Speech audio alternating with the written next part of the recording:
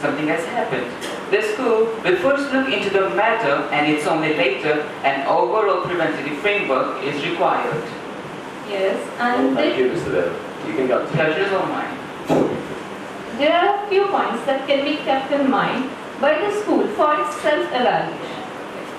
Many of the analysis state that racial bullying can be a result of feeling powerless. So what is our school doing to make sure that our students and young people do not feel powerless? For this, the school can involve creative activities such as music, drama, role play, creative writing, or any such thing. Further, the school can get involved in time-to-time programs like Kick Racism Out of Football, Anti-Bullying Week, Islamic Awareness Week, or Black History Month. There are lots of such programs. So the school can get involved in these programs. And for the part of parents, most of them do not know whom to contact if they are addressing these racist attacks or tensions. So for them, it is very important to work with the school and community to address tensions beyond the school gates. Well, these are the certain points that can be kept in mind while tackling bullying or racial discrimination. Well, Ms. Ankita, that was very informative of you. Thank you. Will you please give her a big round of applause? Well, anyone from the audience who would like to ask? Yeah. Mike, please. Good morning. My name is Josie Johnson and I'm from class 12. And my question is to Dr. Shaurya. So, the most frequent racist incident at our school involved name calling. Are certain words always inherently racist?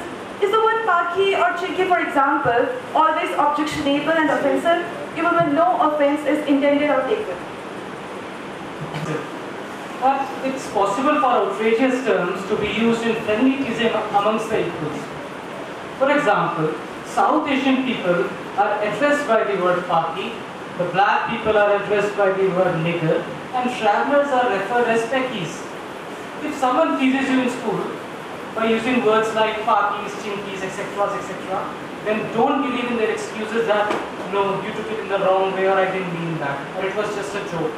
Tell them instead that yes, I took the thing in the right way. Because we should always use the humor which helps, not the humor which hurts. Because sometimes racist bullying can be devastating and traumatic. Therefore, it is generally desirable that in schools, these types of words should not to be used where no offense is intended or taken. And the argument becomes heated and mutually abusive. Then one child calls the other fatty, idiot, or such other terms, and the second child replies with a racist term like Bihari, momos, etc. So the second child should be treated more severely than the first. If so, why? And if not, why? Sounds that both the children have acted badly, not very differently from the way in which adults used to behave badly and then regret it later on. It further sounds that both the children are equally powerful. Now here, the role of the staff members and teachers is to calm the situation down and act as a mediator and understand the views of both the students, because the person who has been attacked needs love, affection and support. We should not try to minimize the importance of this issue by suggesting that there may have been any misunderstanding or something else. And if sanctions are applied, I think it should be same for both of them. Thank you so much. Now it's the time to conclude. So friends, as we all know, that anti-racism work is on increase, and the word is spreading that racism can be effectively countered by the promotion of information to young people.